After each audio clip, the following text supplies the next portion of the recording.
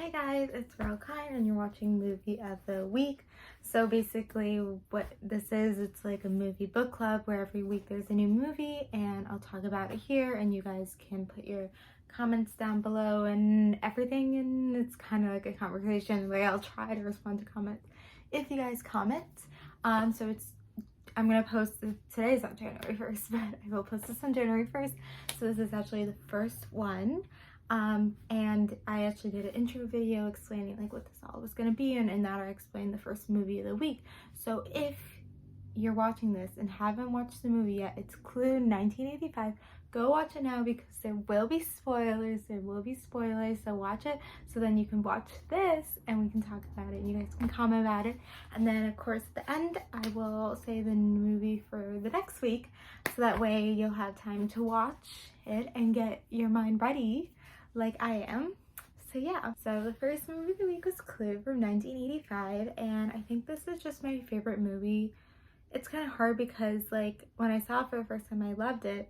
I wasn't in love with it because like I don't know, like it's hard to be in love with something when I don't know. And then so I saw it, it was definitely on my top list of movies, and then I would just ever see it so often, like enjoy it. It's like a great movie to see ever so often.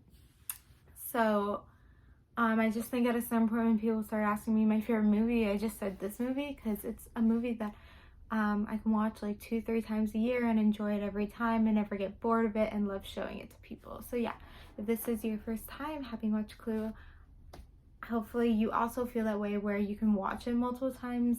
But maybe I'm wrong. Maybe people don't feel that way because I rewatched it for this video obviously, and I was trying to get my mom to watch it with me, and she's seen it before and she was like not wanting to watch it again. So I think people are different. Fun fact, I thought, so there's a board game, Clue, and the movie's based off the board game. I thought the board game was based off the movie. I didn't know that. I didn't learn that until the past couple of years or something. But anyway, it came out in 85, but it takes place in the 50s. So there's definitely this play of like communism. They kept bringing up because there's such a thing. And it's interesting because I think it's so different than other like murder mystery movies or anything, because I recently rewatched Knives Out, I saw Glass Onion, once in a while I see a murder mystery, and in that like someone dies and then there's like a detective and they're trying to like solve who did the time. But this Clue, and here's the spoilers, so hopefully you watch the movie, it's kind of like someone dies, no one's necessarily the detective, they're like, how did this person die, like it doesn't make sense, and they're trying to solve it, and then more people die and more people die. And they don't really give a backstory. I mean, the whole thing is that they were given these letters, they were told a name. I was wondering if they were told what to wear, because what they wore was really good with the name in a way, I don't know. But because it was based off a board game, I think they wanted to use those names and had it be like, this is not actually your real name, with like the dinner party thing. I actually really want one day to like have like a Clue dinner party with like a mystery kind of thing. Maybe one day, and we will all, I want to eat. I think I would be really great as Mrs. White. I really love her lines, like the flames one, and like something about like husbands are Kleenex, they're supposed to be like used multiple times or something, I don't know. I think I'm going on a lot of different tangents, which might happen, but this is kind of just like, as I said, it's a movie club, where if it was actually like a movie club and be all together, we'd be talking about multiple different things. So I'm just gonna go through my brain here. I didn't take any notes, but I've seen this movie multiple times, so I know. And then, so yeah, they don't really give a lot of like backstory. It's kind of just, it's one of those things where it's just like they're in that moment, like it's supposed to, it says it's 45 minutes because they're like, oh, the police are coming in 45 minutes, but I think it was just like longer. It's like over an hour. But it just takes place there, and it's really just like in that moment feeling, and just like then, and not like the other murder mysteries. And also the other murder mysteries, you're kind of scared. This one you're not scared, but maybe that's because it's also a comedy.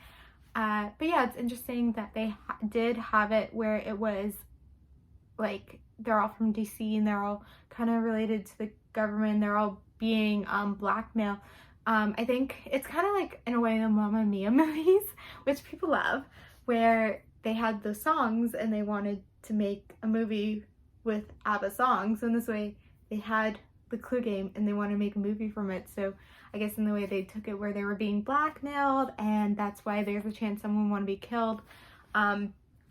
And so they had all the different weapons they have in the board game, and then they have like all the different rooms.